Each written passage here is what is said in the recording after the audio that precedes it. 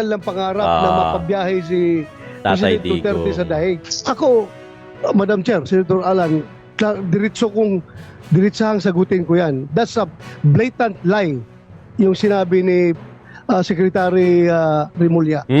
Talagang kasinungalingan yan. Oh. Dahil patungkol kay Cheese. Ikaw, Cheese, ang dami po pag sinasabi. Medyo kung magkakaroon pa ng constitutional crisis, wala nang ganoon. Pirmahan mo na lang kasi Napapaligiran tayo ng mga politiko na mga walang bayag, no?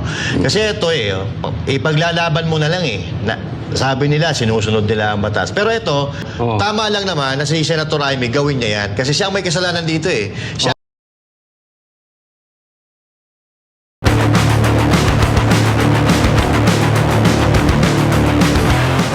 Alright, what's up mga kayon? Welcome back pa rin syempre dito lang sa Joe Malone TV para sa programa natin na Issue ng Bayan nating pag-usapan.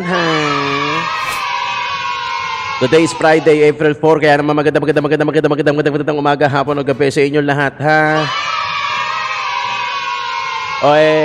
Shoutout natin lahat ng mga viewers natin abroad, pati dito sa lokal, sa Pilipinas, Luzon, Visayas, Mindanao. Isang attendance check muna tayo dyan mga kayon. Paki-comment sa baba kung saan yung exact location nyo at paki-double check na rin kung nakasubscribe kayo. Kung hindi pa, paki-subscribe na lang at paki-click yung bell icon sa tabi ng subscribe icon. Tapos select nyo yung all para lagi kayong updated.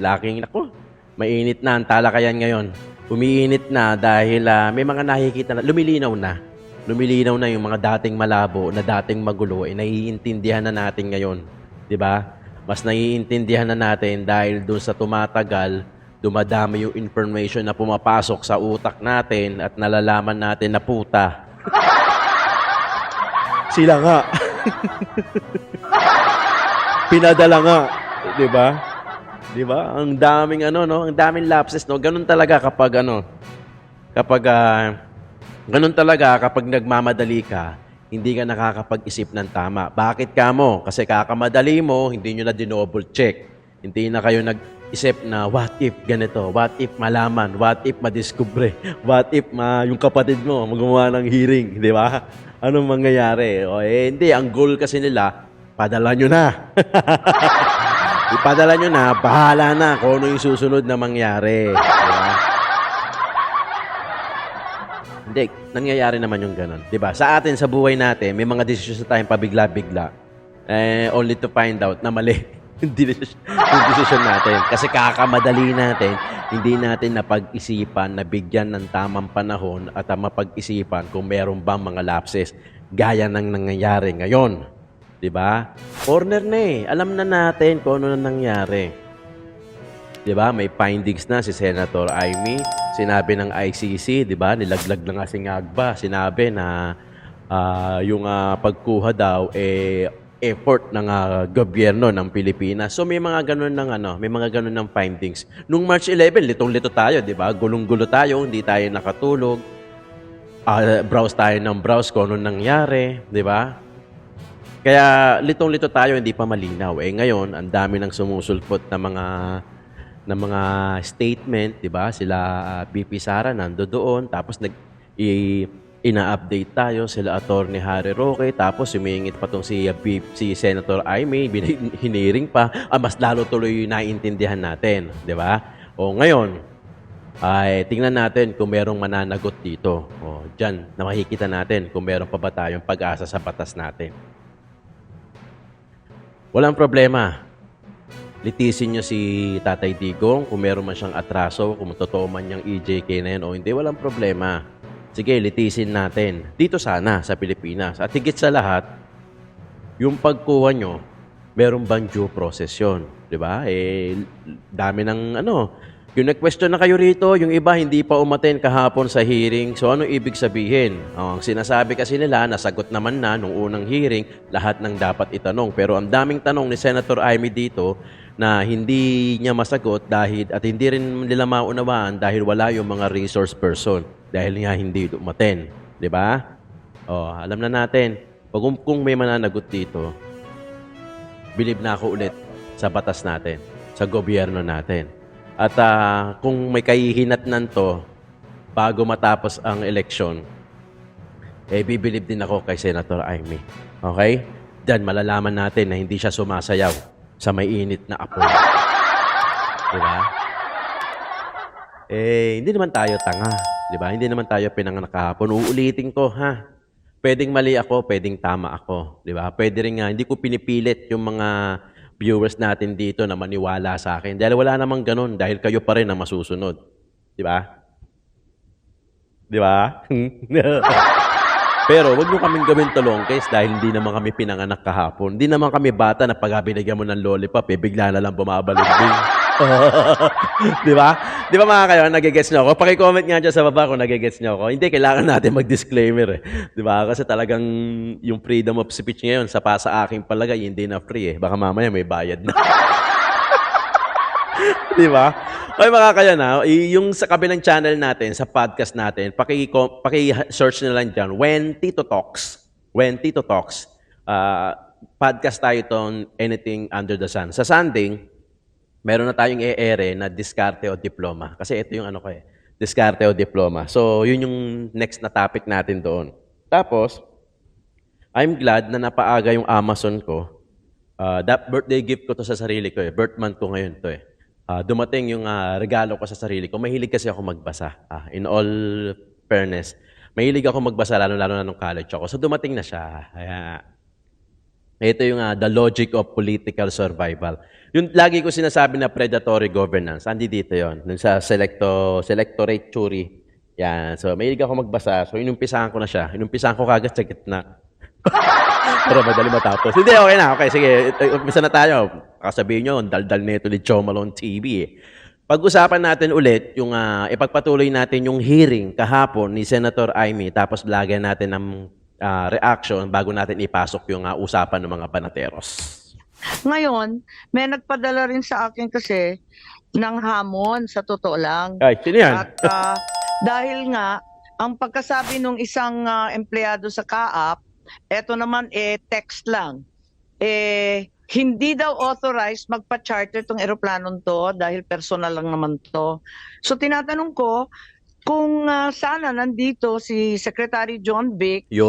who authorized wala the charter or lease since it was a private aircraft and if it was paid for by the Office of the President, saan yung bid documents? Alam naman natin ang mode of procurement, tapakahaba kahit ano pang proseso. Di ba sumulat si E.S. Bersamin? Sinabi niya na hindi nga daw aaten yung mga kabinete dahil they believe na nasagot na nung unang hearing yung lahat na dapat itanong doon sa mga resource person na yan. Ito, may tanong si Senator Amy, di ba? Kaso wala si John Vic, kaya hindi nila masagot-sagot.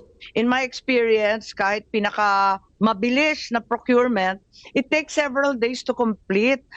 Biglang sinasabi, they only knew of the warrant of arrest at 3 a.m. March 11. Yan. Tapos, sa ilang oras lamang, nakumpleto nila yung announcement, yung tender, yung publication requirements, yung award, at yung completion.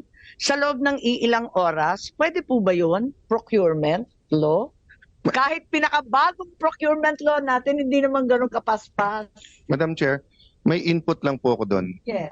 Napanood ko po kasi sa interview, I think ni SILG na, I'm not sure, I think sa SILG na, ang sabi niya lang kasi, pag kumuha ka kasi ng permit ng airspace, one after the other yon.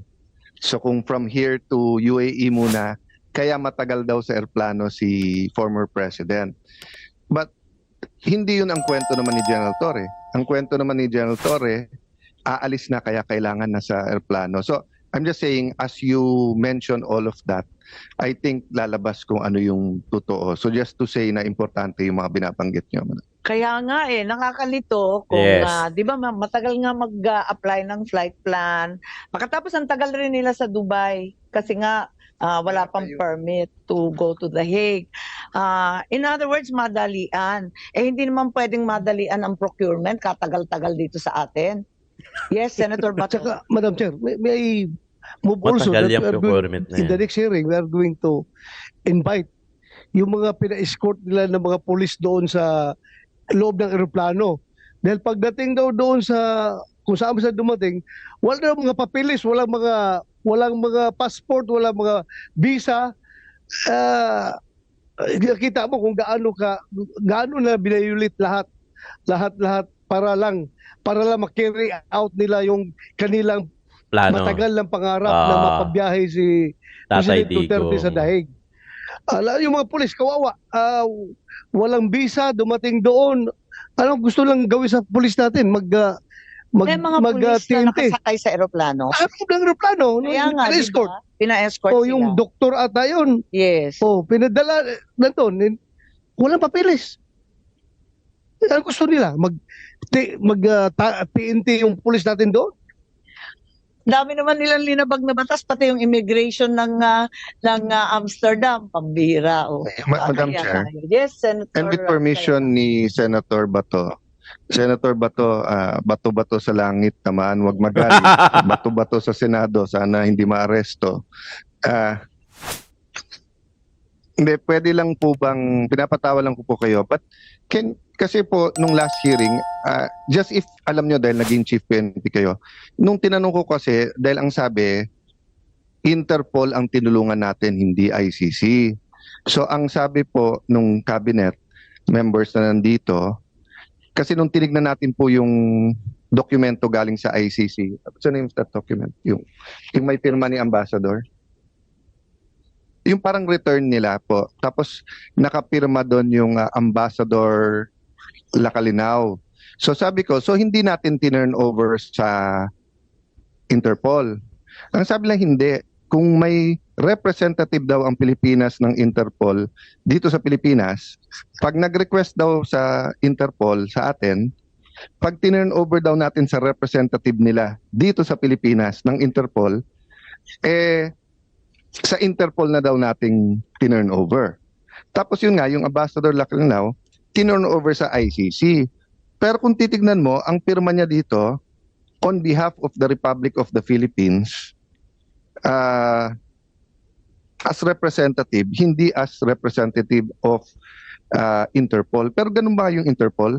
So kung ako ang representative ng Interpol dito, or point person, na Pilipino ako so pag nagsabi ka sa akin na may huhulihin, pwedeng sa akin mo i-turn over, tapos ako magdadala sa ibang bansa? Parang malabo ng konti or... Paligtad nga, Madam Chair, no? Senator Cayetano, kapag in that case, ang requesting entity was Interpol ko, no? So, dapat marami na akong ginawang nag-request ako sa Dubai nung pinapahuli ko si Kerwin Espinosa, yung drug lord na tumatakbo ng mayor ng Albuera. Leyte. Nung pinahuli ko doon, nag-coordinate ako sa Interpol. Nung nakuha na nila, physically arrested na nila si Kerwin Espinosa, ako mismo ang nagpadala kasi we are the requesting party. Ikaw magpapadala sa sakyan. Sinundo si Kerwin, sinakay sa aeroplano ng PAL, pauwi dito sa Pilipinas. Pero sa atin ngayon, nangyari, Interpol ko noon nag-request, tayo pa naghatid doon sa dahig. Very inconsistent yung mga actions na ginawa nating gobyerno dahil baliktad Dapat ang requesting party ang magsundo dito, bakit tayo maghatid? Just one more point, Madam Chair. Kasi nga, dito po, duly noted on behalf of the Republic of the Philippines, signature po nung ating Special Envoy for Transnational Crime, no? So hindi siya pumirma bilang representative ng Interpol. Pumirma sa atin. So usually mas gusto kong harapan tanungin kagad and syempre Yun ang maganda. partida na to kasi maiisip pa nila yung Sagot nila. yung sagot. Pero I think for our records, importante to. Then last lang, sir. Hihingin ko yung dokumento Yes. para part of the committee Yes. records. Then last lang po, ma'am, hindi ko po kayo ginagawang witness, Senator Bato. Alam mo naman yung respeto ko sa iyo ever since hanggang ngayon. But nung time na Chief PNP ka, may order ka ba na basta't napatay lalo sa drugs, walang mga report yun? Kasi hanggang ngayon talagang, kasi kung totoo yun, kumbaga sa crime, karumal-dumal di ba? yung sinabi ni SOJ na nung tinitignan daw nila pag wrongful death daw, wala daw report. Yung ang makupitan ka lang ng ng pitaka mo, ballpen mo, 'di ba? May blatter 'yun kung mag-blatter ka. Have you heard na may ganong order or sistema? Ako, Madam Chair, Senator Alan, diritsahang sagutin ko yan. That's a blatant lie yung sinabi ni Secretary Remulla.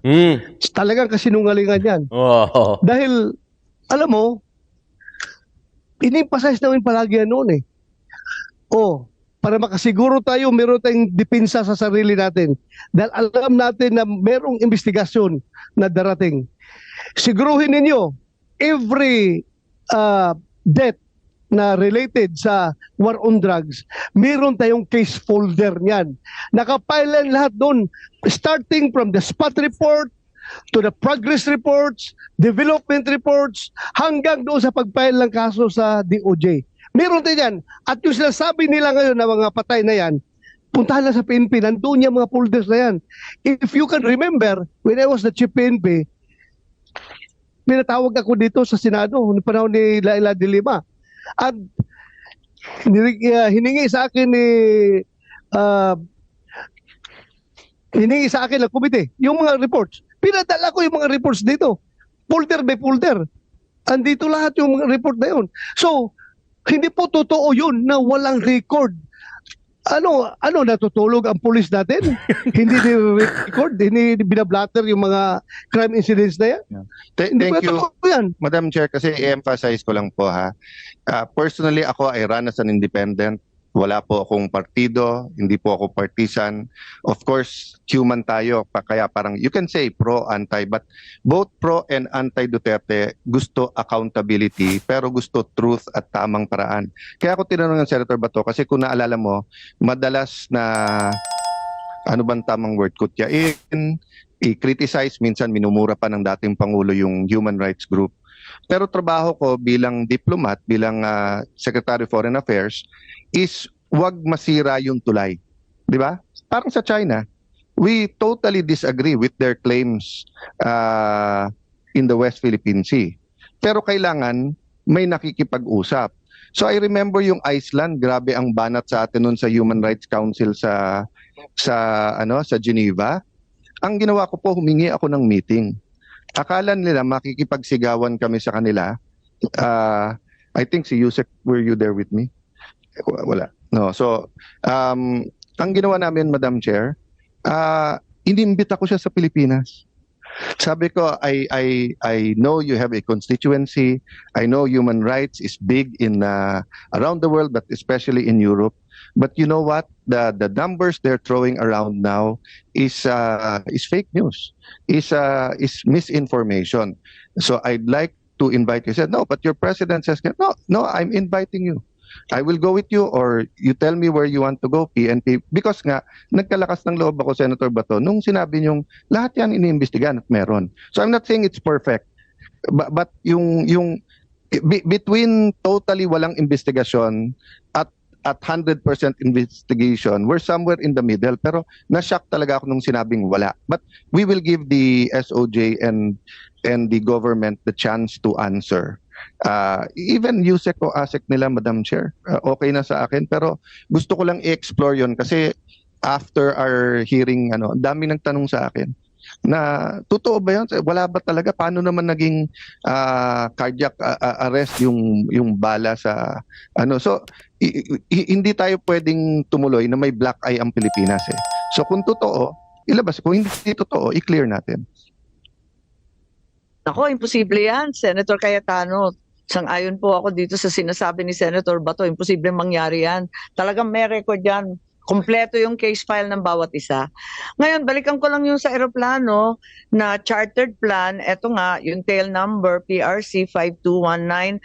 Ang kapitan daw, nung March 11, Johnny Gulla, Elmo Segovia. Parang pamilyar na nga itong mga pangalan na to. Pati yung flight officers, Wenny Lim, Celce Puedes, and Alinino Santos, Committee Secretary, please take note. Ganito rin yung pinangalanan ni Senator Cayetano, ASEC Marcos Lacanlale, kung pwede natin kausapin sana, hindi naman na tayo naghuhusga, kundi gusto lang natin malaman kung ano talaga nangyari. Diba? Ayun na nga ang sinasabi natin. Nandyan na eh. Ayan na, nangyayari na. Diba? Sinabi yan ni Senator Bato na kasinungalingan yung sinasabi ni Remulla. Sana may action na, 'di ba? Baka mamaya puro hearing tayo ng hearing, 'di ba? Hearing ng hearing, wala naman action. Eh hinihintay na lang natin pala yung election. Tapos pag natapos yung election, kalimutan na. Wag naman sana, 'di ba? Sana action na mas mabilis. Mas mabilis yung action, mas mabilis yung findings, at panagutin na yung mga dapat managot, 'di ba? Kung talagang naninindigan to si Senator Amy at talagang hindi niya kinakampihan yung kapatid niya at talagang in aid of legislation din si Senator Amy, dapat patunayan niya. Di ba? Mahirap kasi parang medyo napaka-ironic tapos mag-e-election. Di ba? Napaka-ironic tapos wala pa siyang partido. Di ba? Inalis na siya ng kapatid niya. Sana may kahihinatnan at sana may mapatunayan dahil kung pag-uusapan lang yung pag-aresto, sinasabi ng majority talaga illegal. Kahit sa investigation nila, illegal na nga eh. Yung findings na nga si Senator Amy na illegal nga daw yung pagkaka-aresto ni Tatay Digong. So, ayun na nga, nandoon na. Given the fact na nandoon na, ano na ang gagawin natin ngayon? Ano yung next move? Ano yung next action? Kung meron silang hidwaan magkapatid, palagay ko ipa-impeach niya. Yun, pwede. Yan, talagang malalaman natin.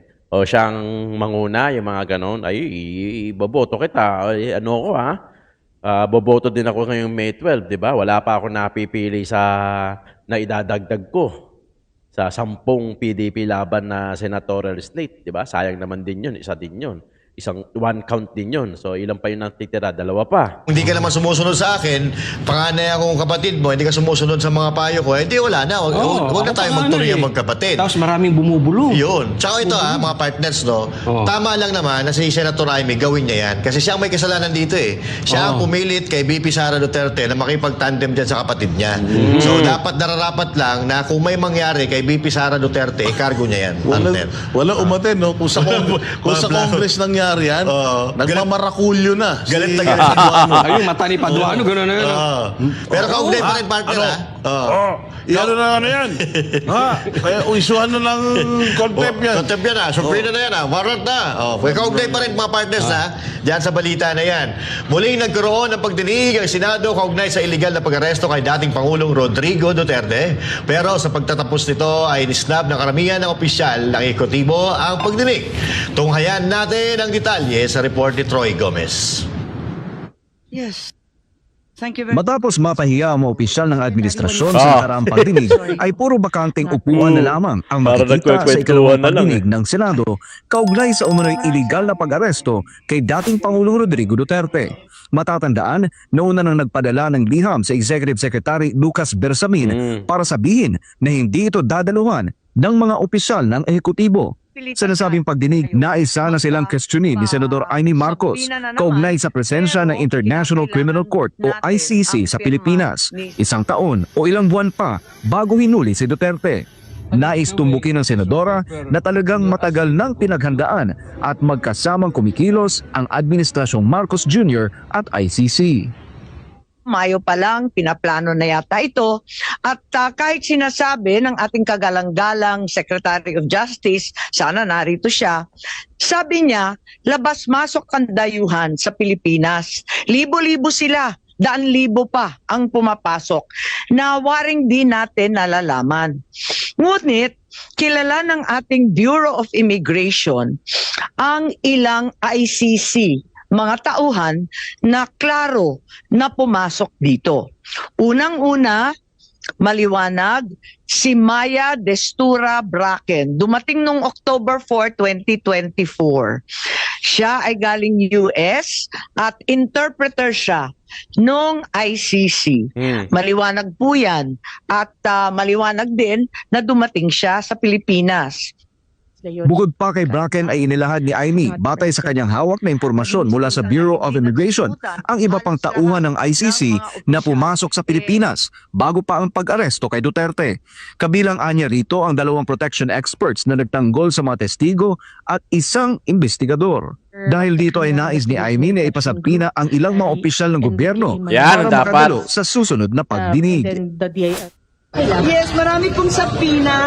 Tulad ng sinabi ko kanina, kung ang sigaw ng taong bayan para kay dating Pangulo, Presidente Duterte, ay bring him home, ang sigaw ko naman sa ehekutibo, bring them here sa Senado para may testigo tayo at maliwanagan ang mga tao. Ilan sa mga ipinasabina ni Aimee Marcos ay sina Police Regional Office 3 Director Brigadier General Gene Fajardo, Crime Investigation and Detection Group Director Major General Nicolas Torre III, Philippine National Police Chief General Francisco Marbil, Special Envoy on Transnational Crimes Marcos Lacanilao at marami pang iba. Dami. Ayon sa senadora, una na siyang nagpapirma o nagpapaaproba ng sabina kay Senate President Francis Chis Escudero, ngunit tila walang nangyayaring aksyon. Sagot naman ni Escudero sa isang kasunod na press conference, ipauubaya raw niya ang pagsabina sa isang abogado ng Senado para masigurong makaiwas sa isang constitutional crisis. Dahil sa dulo, anumang compulsory process na i-issue ng Senado na hindi kayang ipatupad ng Office of the Sergeant at Arms, siyempre hihiling ng tulong yan sa tanggapan ng Philippine National Police. Paano mo ipapatupad yon kung hindi sumasang-ayon ng executive doon? Para sa Diyos at sa Pilipinas kumahal, Troy Gomez nag-uulat, SMNI News. Ang ano lang naman kasi dito ng mga kumag sa social media. Sabi ni Pangulo, ready naman daw siya eh. Bakit ba nagre-resist kayo ngayon? Siya naman ang mismo nagsabi. Wini-welcome niya. Ngayong nandiyan na siya sa sitwasyon na yan, nagagalit kayo. Hindi kami doon nagagalit. Sabi ko sa inyo, kahit si Pangulong Duterte, binaril dyan sa eroplano during that time, okay lang eh. Bakit? Kasi dito sa Pilipinas nangyari. O kung makulong man si Pangulong Duterte, at least dito sa Pilipinas. Or, kung ma-extradite man si Pangulong Duterte doon, at least dumaan sa proseso. Yun lang naman ang importante. Di ba? Sinortcut nyo. Yun ang issue. So, hindi issue dito na ready si Pangulong Duterte at siya mismo ang nagyayabang nag-welcome. Hindi tinatakbuhan ni Pangulong Duterte yun. Kaya nga siya umuwi kahit alam niya na merong warrant of arrest eh. Ang issue dito, yun ang dapat ninyong sagutin. Tama ba? Legal ba yung proseso ng pagpapadala ninyo? Hindi ba talaga tayo cooperate sa ICC katulad ng sinasabi ngayon ni Claire Castro at ng gobyerno? Kasi turned out, doon sa interview nga sa Dahig, ultimong tayo. At saka may mga interview din si General Torre na kumakalat sa social media ngayon na matagal na daw ito. Nagkataon lang daw na nung lumabas yung warrant, nasa Hong Kong siya. Pero matagal na nilang pinagpaplanuhan to. Sino ang nag-deputize sa militar? Kasi ginamit yung kampo nila eh. So yun yung mga dapat na sagutin ninyo. Sino-sino ang mga nasa likod nito. Although alam naman natin, ayaw natin mag-assume. Kailangan manggaling sa inyo mismo. Yan yung due process Coach di ba? Kaya medyo nakakaano yan, nagamit ang AFP dito. Of all AFP, pinagamit yung Villamor Yan yung nagiging issue. Pero gusto kong komentaryohan itong patungkol kay Chis. Ikaw, Chis, ang dami po pag sinasabi. Medyo kung magkakaroon pa ng constitutional crisis. Wala nang ganoon. Pirmahan mo na lang kasi hindi sila umattend. Diba? Gaya ng ginagawa sa mga vloggers to. Tinatakot. Pagka hindi aatin. Ako, suggestion ko sa inyong mga vloggers, wag na rin kayo umatin. Sila nga, secretary, nagtatago sa pantalon ni kayo, wag na kayo umatin. Pero etong si Chis, bakit ang dami mo pang sinasabi? Dapat ang puntiryahin dito ng ating mga manonood, questionin nyo. Karapatan naman natin yan eh. Questionin nyo sa social media. Pirmahan mo na yan. Wala nang maraming sabi-sabi and then hayaan na natin magdiskusyon. Total naman, yung ginagawa ni Aimee ay dumadaan sa due process. Pinahaharap naman sila eh. At kung sakaling ikukulong naman sila, haharap din naman sila. May due hindi naman yan biglang dadaling kung saang lugar eh, kaya katulad ng ginagawa nilang kidnapping. Hindi. Diyan lang yan eh. Diba? So, okay lang. They will have a day in court, yung ika nga. Ang problema kasi dito mga partners, napapaligiran tayo ng mga politiko na mga walang bayag. No? Kasi ito ipaglalaban mo na lang eh. Sabi nila, sinusunod nila ang batas. Pero ito, tama naman yung sinabi ni Chis Escudero kanina na kahit pirmahan ko yan, kung hindi papayagan ng executive na padaluhin itong mga resource person, wala rin magagawa yung pirma ko. Pero malay mo, may magawa. Pirmahan mo. Problema na nila yun. Sila na mag-away-away doon. Kasi, unang-una, sinabi naman nitong magaling na presidenteng Marcos na papayagan naman niyang umattend yung mga resource person dito sa hearing na ginagawa ng kanyang kapatid. So, ako kay Senator Chis Escudero, pirmahan mo na, kung mayroong mangyayaring violent reaction, problema na nila yan. Nagsabi naman yung Pangulo ninyo na pa-attend din. So, kung ngayon, biglang magbago na naman ang isip at ayaw naman niya pa-attendinin, problema na yun. Ibig sabihin, paulit-ulit lang tayo na pinagloloko ng gobyerno ni Marcos administration. So, sa akin kasi, etong si Senator Chis masyado nagpi-playing safe, no? Dahil siguro, kaibigan niya si Marcos Jr. at inendorso na nga nito yung sa Dilawan, yung kandidato ng Dilawan. Kasi itong si Lisa Marcos, Dilawan dito Paalala kay Chis hindi ka waiter or bartender senador ka. Senate President ka. So gawin mo na lang yung ano mo, hayaan mo na sila.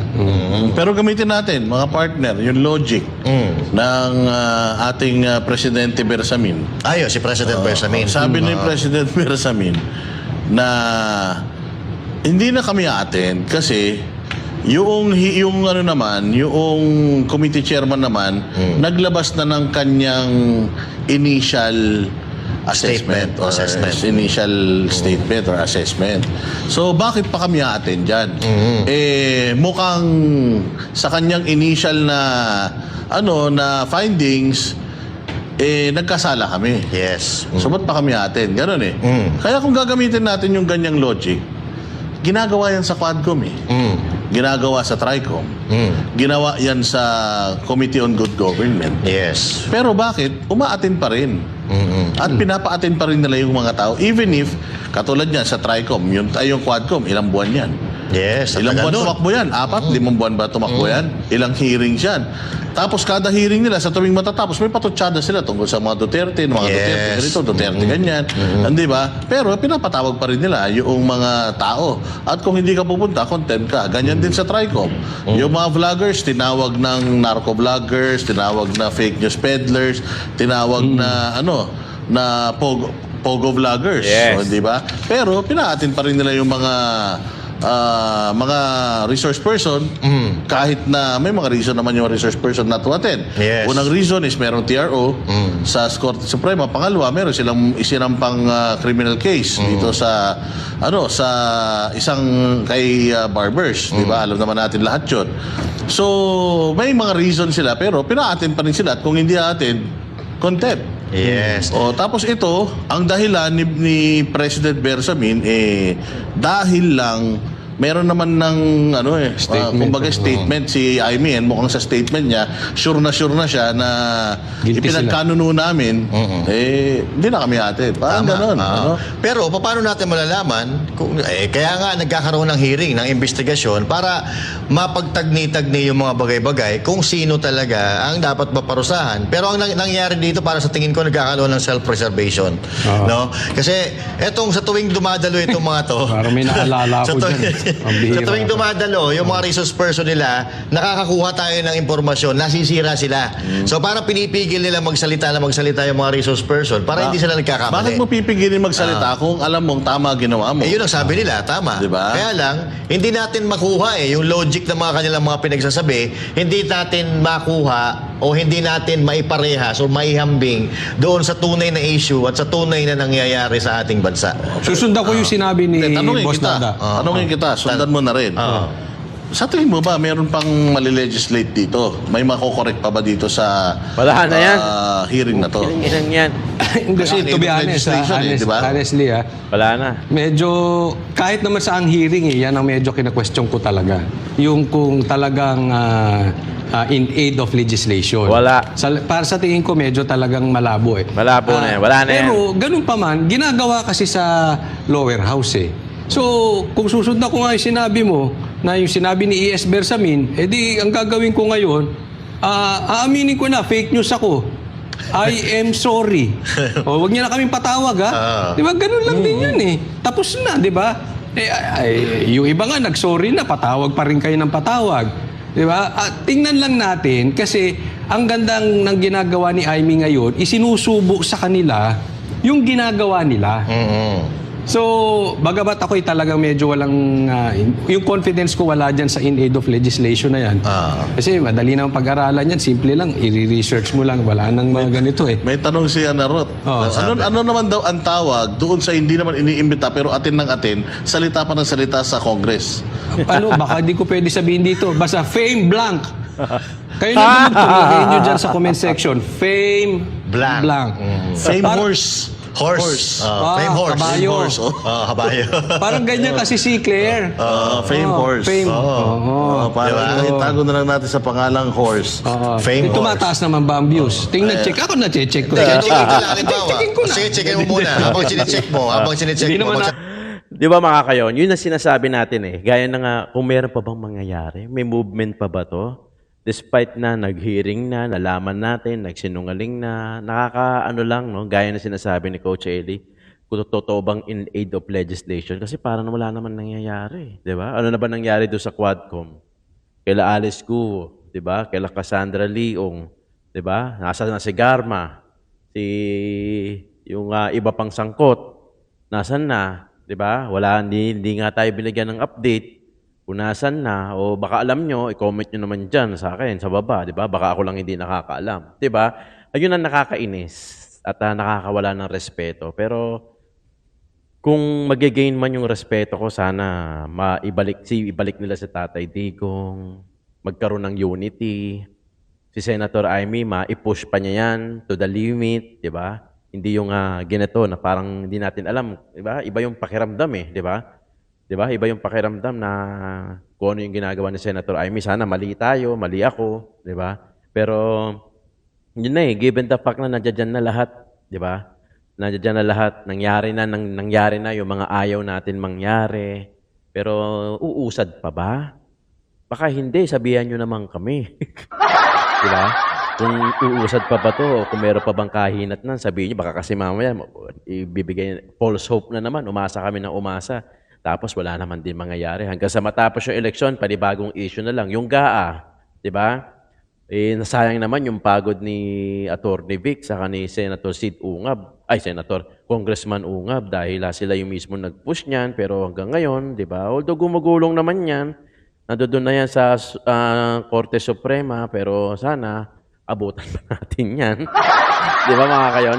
Maraming salamat sa pagtutok at pagkikinig. Lagi niyong tatandaan na sana merong kahinatnan. Tawag lang tayo sa taas dahil baka umusad naman to, makatikim naman tayo ng konting ginhawa.